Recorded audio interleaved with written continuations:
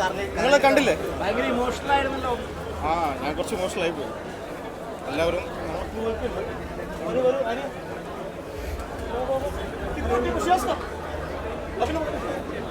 നമ്മൾ സ്ക്രിപ്റ്റ് റൈറ്ററാണ് അഭിൻ. ബാക്കി ആരും പരിചയപ്പെടുന്നുണ്ടാവും. കുറച്ച് ഇമോഷണൽ കണക്റ്റ് ഉണ്ട് സിനിമയിൽ. ബാക്കി നമ്മൾ തന്നെ അത് ഹൈലൈറ്റ് ചെയ്ത് പറഞ്ഞ് ശരിയല്ല. കണ്ടിട്ട് അതിൻ്റെ പ്രേക്ഷകർക്ക് ഇട്ടിരിക്കുകയാണ് സിനിമ. അവർ കണ്ടിട്ട് റെസ്പോൺസ് പറയുന്നു വിചാരിക്കും. അല്ല, ഇതൊരു മുൻ ധാരണകളില്ലാതെ പോയി കഴിഞ്ഞാൽ പുതിയ തിയേറ്റർ എക്സ്പീരിയൻസ് ആയിരിക്കും സിനിമ.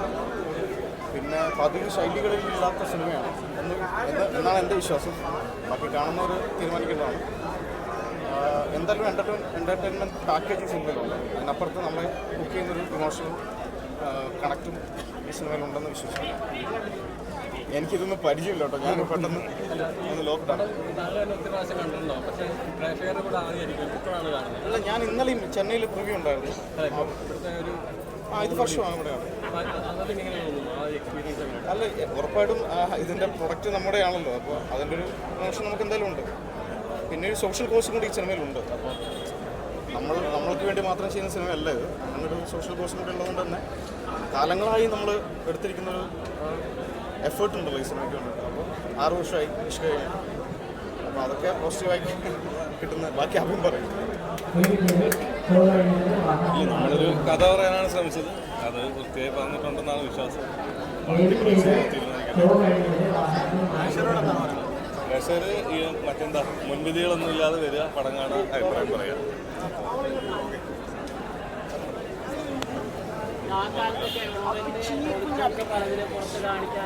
ഇത് കഥയാണ്, ഫിക്ഷനാണ്.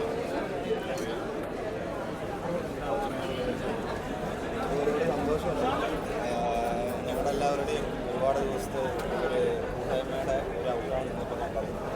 അപ്പോൾ ഒരുപാട് സന്തോഷം. എന്നെ വിശ്വസിച്ചാൽ ഞാൻ ആദ്യം നന്ദി പറയുന്നത് നിങ്ങളെല്ലാവരും സപ്പോർട്ട് ചെയ്ത ഡിപ്പോൾബർഗർ ഷിയാസ് ഇന്ത്യൻ സിനിമ